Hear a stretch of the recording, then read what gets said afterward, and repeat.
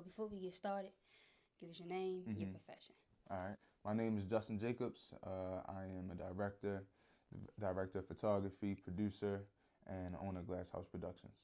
Cool, cool. Where did you get your start with video? Um, so I actually did my first video when I was in high school for my best friend.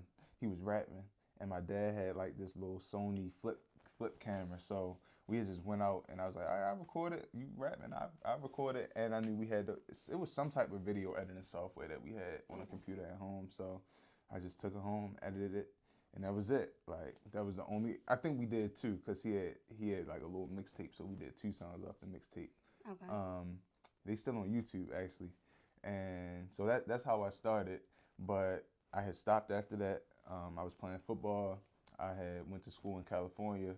I wanted to learn how to record music, so I got a laptop. I wanted to learn Logic, so me and my roommates, we would like record in my closet, and we ain't had no mic. We had put the laptop in the little closet, put a whole bunch of clothes around it, and literally record off of the internal microphone on the laptop. So I started like learning how to record. Then eventually I got a actual mic and was using a mic, mixing, got some speakers. And this is all while I was in LA. And then I was playing football at the time. Okay. I went to Los Angeles Valley College, a junior college out there. Okay. So after that, I had got a scholarship to a school in Missouri. Ended up going there, playing football, but something happened there. Ended up leaving a week after me being there, and I ended up at Bowie. So I had 2 years left at Bowie, so I wanted to be a sports agent, and I was taking sports management classes and things like that. But I had met a guy who had a sports agency, so he was like, "You can recruit for my agency." So I'm like, "All right, I don't need to major no more. Like, Yeah. I'm doing it." So I switched my major from sports management to broadcast journalism. I seen that we had a TV studio at the school. It was big. I'm like, "Hey, this seemed cool." I had to go take something in there one time to somebody, and the teacher was like, "Y'all can just sign in and leave." So I'm like, "Oh yeah, I'm switching my major. Like this is easy. I'm about to switch." So I did, and I was in front of the camera at first doing the sideline reporting at the games for basketball season, and then that following season was coming up for football and no, for basketball. So I was doing the games, and then we were going into winter vacation, and I'm like, I want to see what I could do behind the camera. So I started like learning how to edit it. Like I would be sleeping in the editing lab at school just to like figure out what I could do. And then the next class we would come back, the teacher would be like, "All right, teach the class whatever you just taught yourself." I'm like, "What you mean? Like I need you to teach me something. I'm trying to learn." But it was good because I was able to learn something and retain it by teaching to other people. So that's kind of how I really took it to the next level and being serious with it. Okay, that's dope. That's real dope. The first of all, I'm stuck on the y'all putting the clothes around the laptop, cause like if you know anything about sound, you know like you gotta really like make sure the place is soundproof so Yeah, it sound good. So that's real had to brilliant make it right work. there. All right, so what was the first paid filming gig that you did? First paid gig that I did, well, my brother-in-law, that's my brother, he he actually started with cameras before me, but he would just need help. So he would be like, "You want to make a couple dollars?" I'm like, "All right." So he'd just throw me a camera, and I just go out there. We'd do like concerts, little events and stuff like that. And he'd just give me a camera and be like, "All right, just shoot," so I could have some more footage to use while editing. So that was paid, but my first personal paid gig was someone that I went to high school with. It was my first music video that I had ever done. To that point, I was doing like videos for Bowie, like the basketball team, little concerts, stuff like that. But I hadn't done a music video. So the guy, he wanted a music video, and he was like, "Send me some videos that you did." I'm like, "Well, I ain't do no music videos." Yeah. So I just sent him the other work that I was doing, and he was like, "All right, that's cool." I'm like, "Yeah, 400." He was like, "All right, bet." So I'm like, "All right, bet." So after this, ain't nothing less than 400. This is my first video. Like this is the floor. Like I can only go up from here. So that was the first music video I did. It was called um, what was that video called? I can't remember the name of the song, but the artist name is Run the Turf Murph. You can find it on YouTube somewhere. Got But you, got you. take the shot. That's the name of it. Okay. All right. So now, in your current time, what would you say is the biggest brand or artist you've worked with thus far? Mm. And these can be by your standards. It don't have to be like by mainstream standards, but by yours. I mean, I feel like I've worked with a lot of talented and in my brain big people. Like I've done commercials for Keller Williams Legacy, real estate agency. Done a music video with Babyface Ray. What else? I've done some documentary work that was featured on ESPN, NBA TV. Assistant edited some films on BET. Was the main editor for a short film that was on BET. So I've done a lot. Okay. But I know I can do more, but I've done that's why I was like, thus far, yeah. thus far. Okay. What would you say is like the best tool or piece of gear that you've bought that you feel like has helped you put your storytelling and your visuals where you want them to be at? My laptop.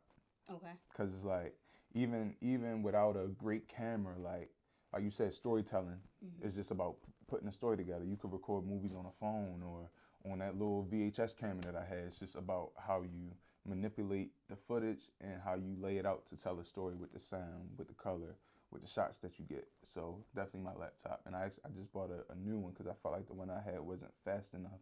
So yeah, as a videographer, I feel like the best piece of gear you can get is a great laptop, a great computer. Okay. Now, when we work with music artists and we doing music videos, they have a lot of like misconceptions.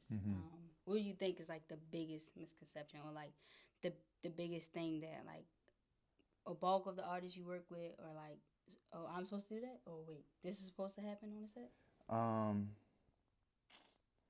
Biggest misconception is that, dang, that's a good one. I'm supposed to edit the video as soon as I get home. Okay. That's the biggest one. All right. I got other stuff. It's a list. It's a list. Yeah. You feel me? Once we got finished shooting the video, you went on the bottom of the list now.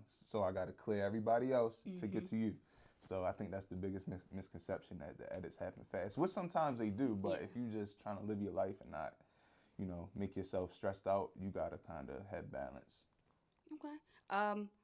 What would you say is like the process or like the thought process that you normally go through to come up with the looks and the details and the styles of your music videos or any visuals?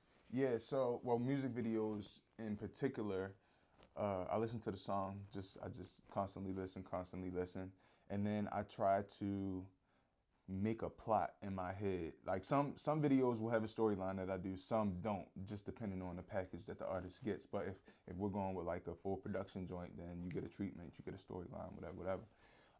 So with all of the songs, I just try to take what they're saying and create a story in my head that could play off of what they're saying.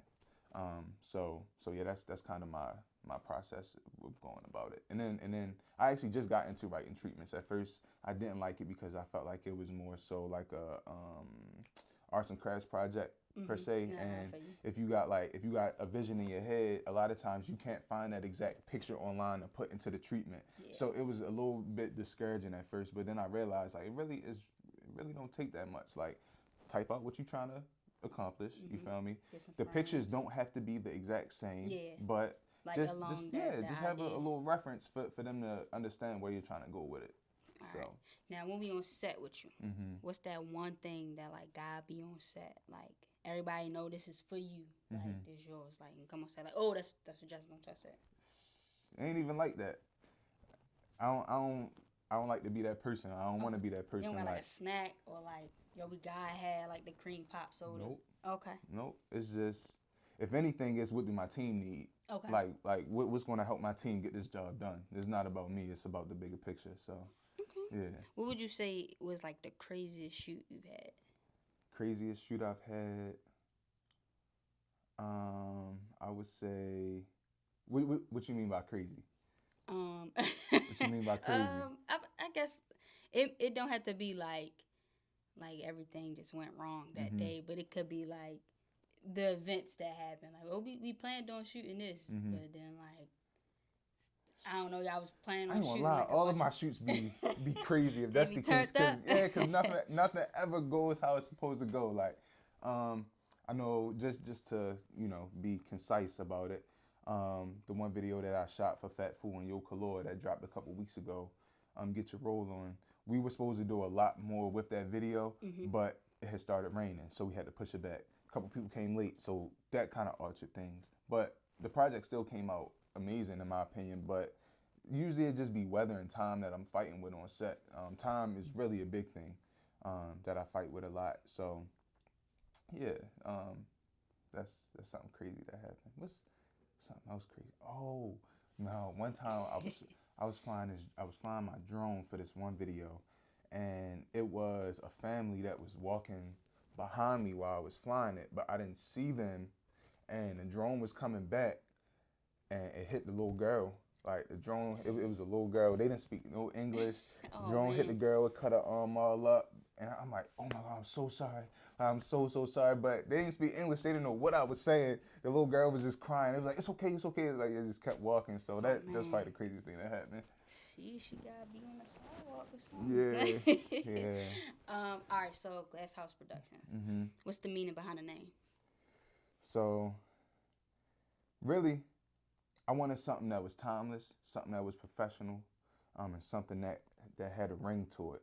So before I even got into the video production, again, I was doing the sports. So one day I was just in the bed, just coming up with a whole bunch of names. I probably still got the note on my phone with all of the names that I came up with because I wanted to start a sports Instagram page. Gotcha. So it was just a whole bunch of names that I came up with, and Glass House was one of the names.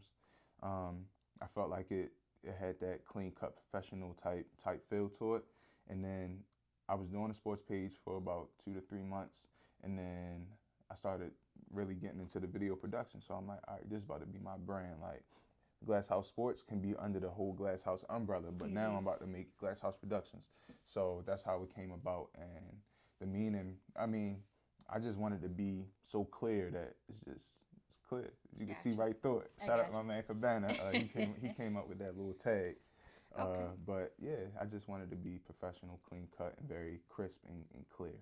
Okay. Now, as a creative, you could have just done like the freelance route and just that just be it. What led you to actually having like a production company? Like, I want something more than me just going out and filming. Because I didn't want to be looked at as just another nigga with a camera. Like, because they'll lowboy you if you treat yourself like that. So I always had a business mindset.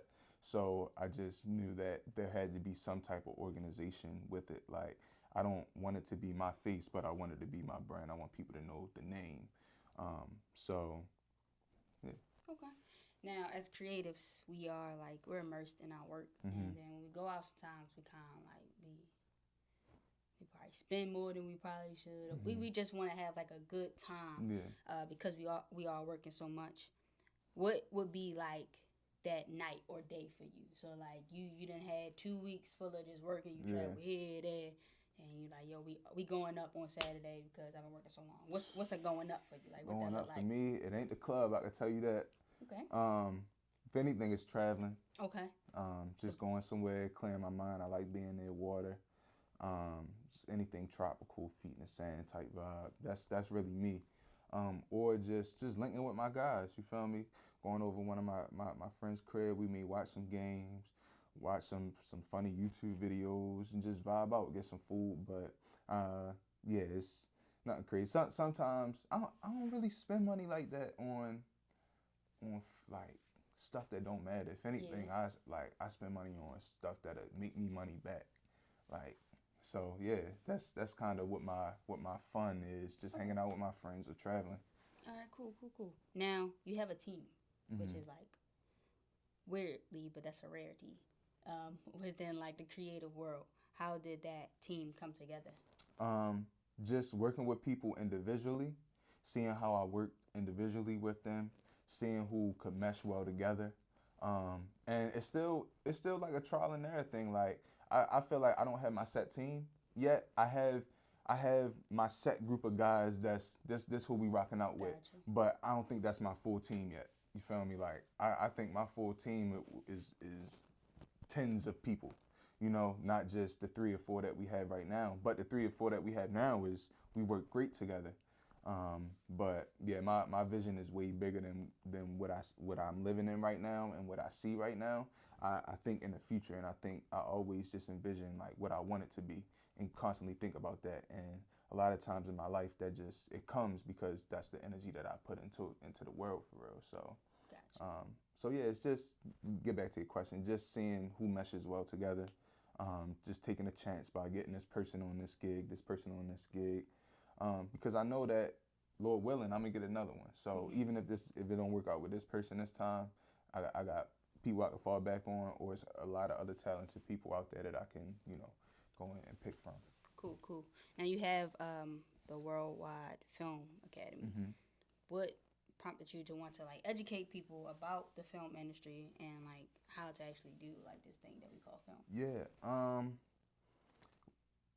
What made me want to help people is the fact that I really didn't have that one person that I could go to when I had questions. So people on my phone know I have an open phone policy. Like, call me if you got a question. I may not pick up because I may be busy, but if I'm not busy, I'm gonna pick up and I'm gonna give you the answer if I know it. Because what good am I to gatekeep?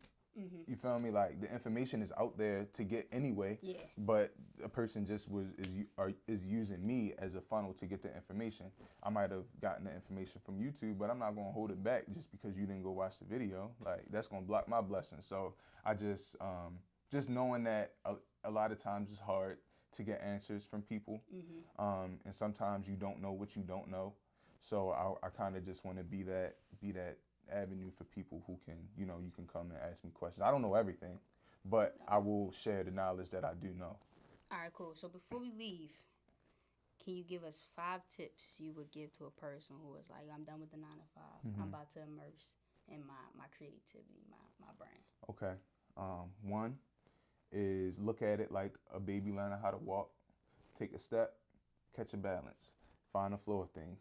Take another step, and just keep going because eventually you're going to get that rhythm and you're going to start walking. That's 1. 2, be professional in everything you do.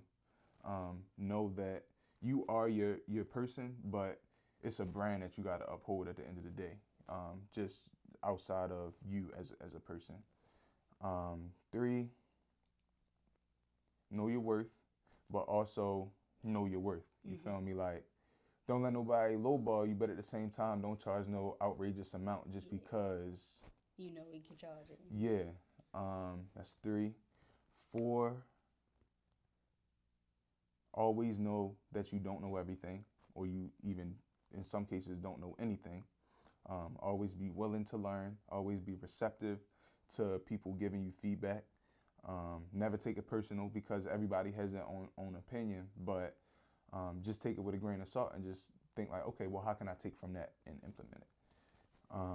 That's 4. And 5,